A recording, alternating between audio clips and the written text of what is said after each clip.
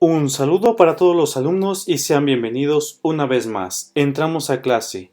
Continuamos estudiando los sensores que constituyen los sistemas eléctricos y electrónicos de los vehículos automotores. En esta ocasión toca estudiar el sensor CMP, su funcionamiento, diagnóstico de fallas más recurrentes y bueno, comenzamos. El sensor de posición del árbol de levas, por sus siglas en inglés, lo conocemos como CMP, así llamado Crankshaft Position Sensor. Es un sensor cuya señal de salida le permite a la ECU obtener información acerca del recorrido del pistón 1 a través de su cilindro. Esta información es tomada en el árbol de levas. Su función es paralela y coincide con lo que es la del sensor CKP o del cigüeñal, logrando así sincronizar los tiempos de chispa e inyección en la cámara. En otras palabras, la información proyectada se usa para estimar el momento del encendido y el momento de inyección, entre algunos otros fines que posee este sensor. Este sensor, al menos, es de los más importantes y entonces, por conclusión, este sensor es el que se encarga de regular y monitorear el encendido del motor, pues cuando este sensor falla afecta el encendido y baja de manera abrupta y considerable la eficiencia del motor. La ubicación de este sensor está básicamente en la culata. Este sensor se ubica por debajo del árbol de levas, de ahí su nombre. Por ende, la ubicación exacta de este sensor es el cabezal del motor, exactamente en un extremo de este. En esta ubicación se puede determinar de forma más específica la secuencia de inyección necesaria. La gama de sensores CMP la podemos clasificar en sensores inductivos, de efecto Hall y ópticos. En esta sesión nos enfocaremos en el estudio de los dos primeros, es decir, el sensor inductivo y el sensor de efecto Hall. ¿Por qué? Porque son los que más se utilizan en el mercado y los más utilizados dentro de la industria automotriz. Primeramente, el sensor CMP inductivo es un sensor que actúa bajo el principio de inducción electromagnética. Es de ahí que también se le conoce como sensor magnético. Consta de una bobina arrollada sobre un núcleo de hierro ferrita. Este sensor está enfrentado al eje de levas y produce una señal cada 2 vueltas del cigüeñal, como lo tenemos en el oscilograma en azul. ¿Ok? Entonces, las oscilaciones no son tan continuas como lo que es en el sensor CKP. Ahora, la tensión en sus bornes de salida es determinado por varios factores. La velocidad del motor, la proximidad del rotor del metal al sensor, ¿ok? La fuerza del campo magnético ofrecida por el sensor. Análogamente con el sensor CKP, el eje de levas consta también de un disco dentado de hierro que le permite el corte de las líneas de campo generadas por el sensor y así obtener la señal en cuestión.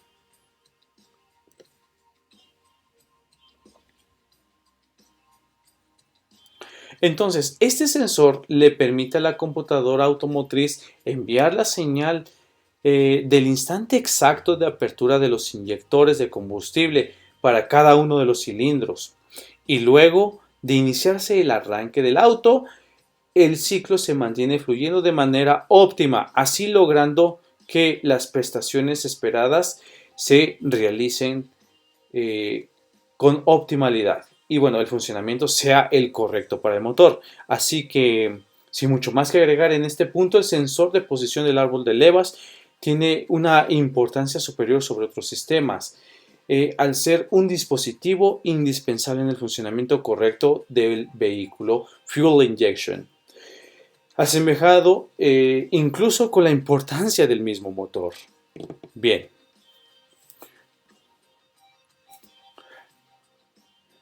Ahora, por otra parte, tenemos el sensor CMP de efecto Hall.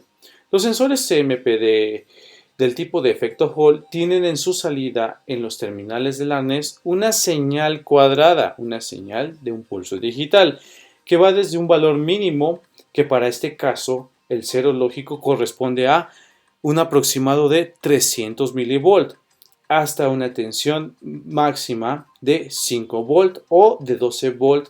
Esto de acuerdo a las especificaciones del fabricante.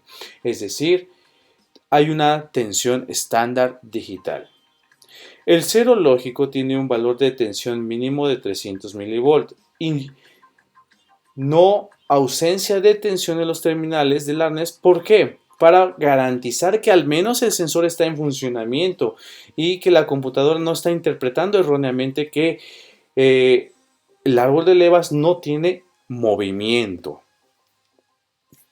Ahora, cuando el frente del sensor se localiza en el punto métrico, el voltaje del imán permanente baja y el terminal de la señal se obtiene una tensión constante de 5 volt o ya sea de 12 volt. Recordemos que la electrónica del vehículo es de lógica negativa, es decir, que para nosotros los pulsos en bajo representan señales que están en activo, es decir, que si yo tengo un pulso en bajo, estoy detectando un diente, ¿ok?, del engrane que está acoplado al árbol de levas. Por lo que cuando el sensor detecta un diente, nosotros veremos en nuestro osciloscopio un pulso en bajo. Y cuando ya no lo detecta, es decir, el sensor está detectando el punto métrico de la parte más honda del plato de conversión de torsión, el osciloscopio lo vamos a ver como una señal de un pulso en alto. ¿Ok? Entonces, detecta es en bajo, no detecta es en alto.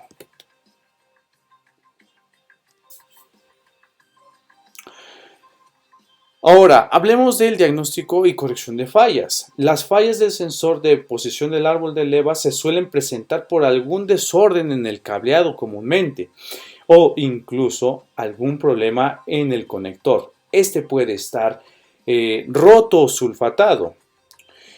Este sensor trabaja en conjunto con el sensor del cigüeñal e incluso, de ser necesario, este sensor, el sensor del árbol de levas, podría suplantar la función de lo que es el CKP. Pero obviamente no es recomendable, por algo están ahí los dos.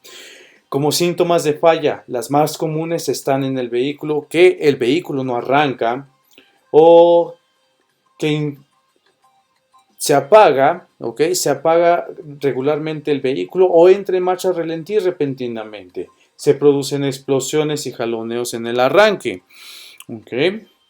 Y bueno, lo más comúnmente vamos a encontrar en nuestro tablero de control que nuestra lámpara Check Engine se enciende, se activa nuestro indicador Check Engine, ¿ok?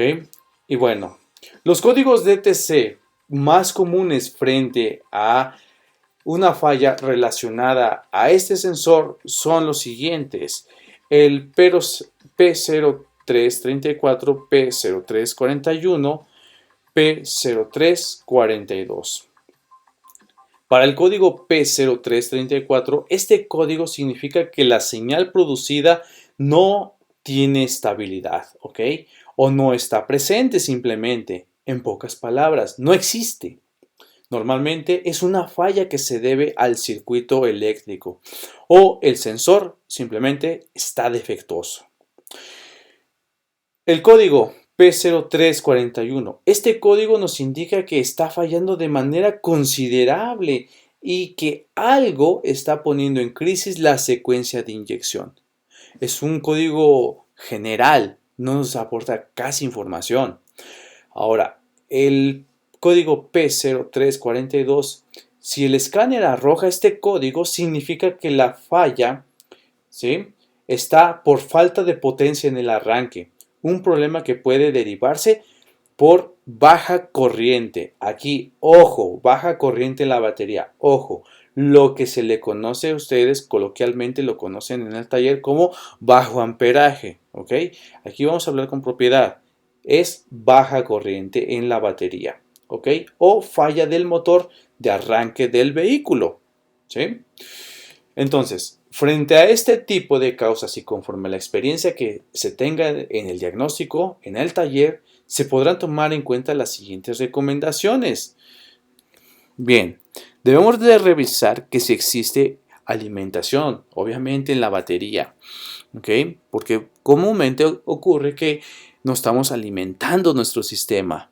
Debemos checar la continuidad de nuestros cables. Para el caso del diagnóstico con el escáner, pues debemos de revisar todo lo correspondiente a los códigos antes mencionados y de ahí tomar una decisión de acción para el mantenimiento, ya sea correctivo o ya sea un reemplazo total. Para el diagnóstico con el osciloscopio, debemos de revisar los parámetros característicos de la señal, ya sean de amplitud, ya sean de frecuencia, el tiempo de duel para los casos de los sensores de efecto Hall, y bueno, con ello determinamos nuestra acción de mantenimiento.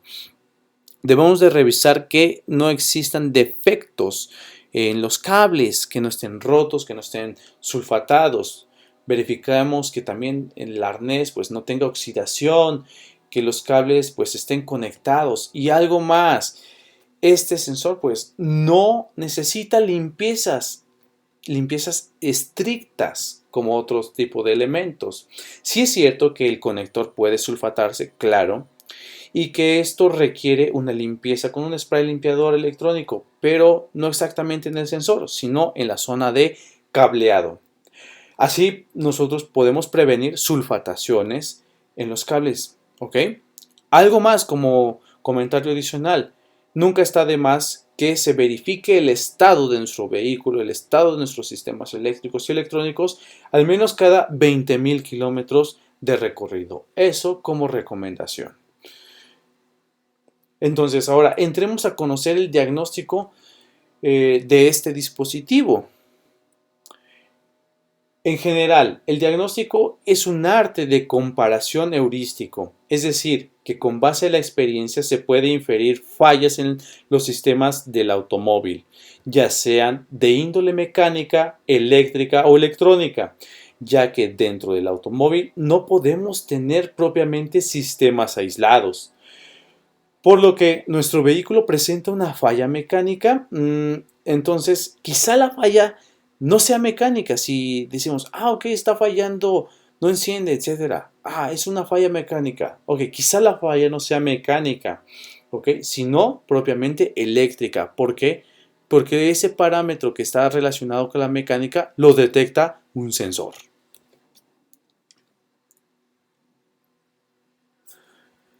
Entonces comencemos con el uso del multímetro. Si el sensor, para el caso de los sensores inductivos, si el sensor inductivo, vamos a primeramente medir resistencia. Entonces la resistencia de la bobina interna debe de estar entre los 250 ohms y los 1.5 kilo ohm. Esto ya de acuerdo a la marca y teniendo también en cuenta que su uso en el motor, ¿sí?, está bajo condiciones térmicas del motor que la pueden hacer variar.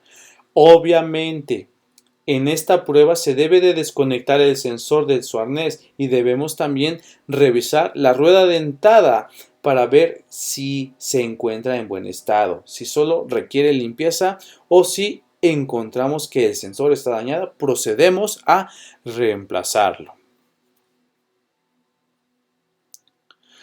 Para el caso de los sensores CMP de efecto Hall, por lo general cuentan con 3 líneas, las cuales hay que tenerlas en cuenta al momento obviamente de hacer nuestro diagnóstico. La primera línea es la línea de alimentación. ¿Ok? Esta línea la podemos alimentar con la tensión de batería, que son los 12 volts. La segunda línea, que está en negro, es la línea de tierra. Y la tercera línea, que es la señal, o la tercera línea que está en amarillo anaranjado, ¿ok?, nos va a proporcionar nuestra señal de nuestro sensor. Esta tiene que estar en los valores lógicos de 5 o 12 volts. Entonces, como recomendación adicional, siempre es importante tener en cuenta las características propias del fabricante para evitar fallos, ¿ok? Entonces, para que evitemos fallos. Entonces, de aquí se expone que tenemos situaciones de términos generales que pueden variar dependiendo del vehículo del que se esté tratando. Bien. Ahora, entremos a la parte del diagnóstico con osciloscopio. En cuanto al diagnóstico con el osciloscopio, el uso de este instrumento se basa principalmente en la interpretación de la señal, de la forma de onda de una señal, ¿ok? Y bueno, esta nos va a aparecer en la pantalla del osciloscopio. Este oscilograma corresponde al sensor inductivo, ¿ok? Dicha señal, pues la vamos a conocer como oscilograma.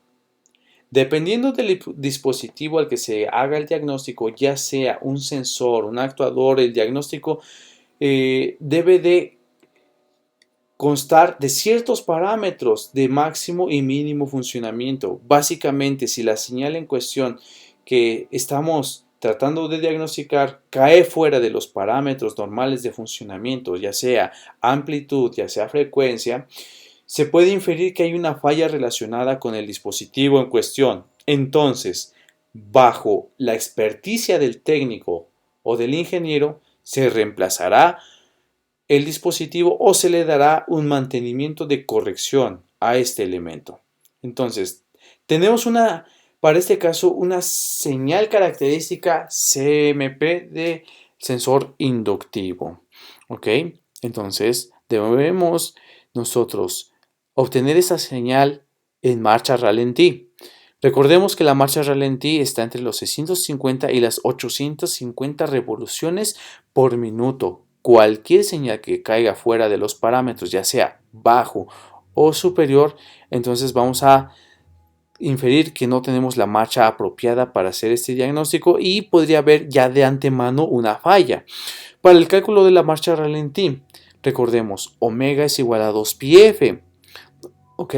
Y omega, que es la frecuencia angular, se mide en radianes sobre segundo, pero a nosotros nos interesa conocer este dato en revoluciones por minuto. Para ello, nosotros tomamos el periodo de la señal que corresponde al inverso de la frecuencia, ¿ok? O inversamente, la frecuencia corresponde a 1 sobre el periodo, ¿ok? Entonces vamos a multiplicar 2pi sobre el periodo de nuestra señal por 60 segundos que tiene un minuto y lo vamos a dividir entre 2pi radianes que tiene una revolución. Por lo tanto, ese resultado ya nos va a dar en revoluciones por minuto.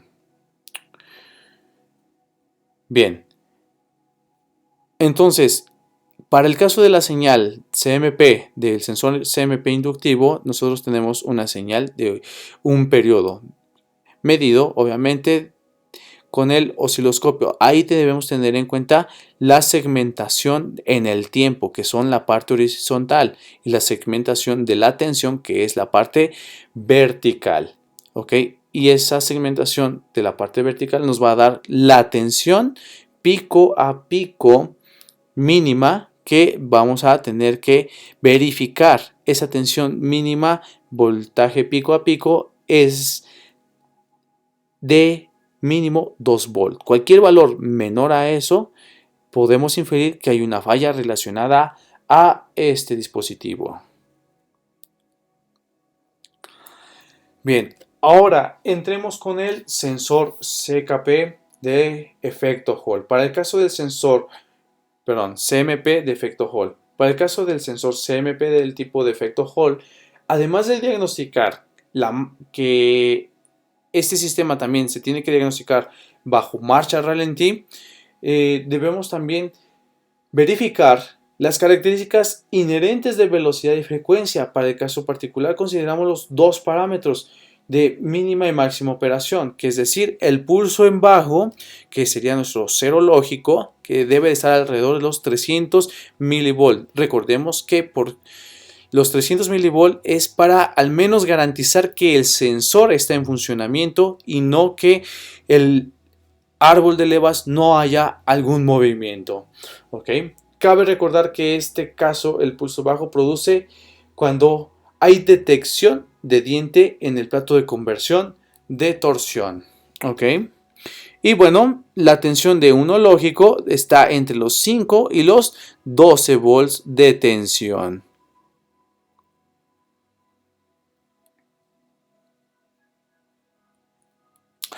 Ahora, un punto adicional a lo que hemos estado viendo es que el sensor CKP y el sensor CMP funcionan simultáneamente para poder dar la apertura de inyección a los inyectores, ¿ok? Mientras el CKP detecta el plato de torsión, el CMP va a detectar la posición exacta del primer cilindro, ¿ok?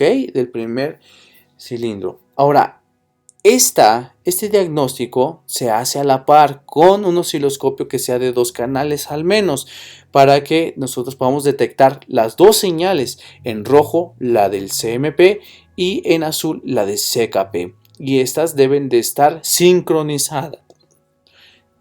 ¿Por qué? La sincronicidad nos va a dar la apertura exacta de los inyectores y así poder realizar la combustión, el ciclo de combustión. En sesiones posteriores estaremos viendo cómo se hace a fondo este tipo de diagnóstico simultáneo. Esta información es un ejemplo general de lo que se hace en diagnóstico. Con ello no se trata de un procedimiento definitivo. Todo esto de la interpretación de señales se va adquiriendo conforme a la práctica constante de este tipo de diagnóstico. Entonces, como se mencionó, es importante conocer los parámetros de funcionamiento del elemento y combinar esto con la experiencia y la habilidad del diagnostetra. Por ahora, mis alumnos, a atender la actividad del Classroom y gente que nos sigue, los invito a darle like al video y seguirme en mis distintas plataformas de enseñanza. Nos vemos en la próxima sesión. Chao.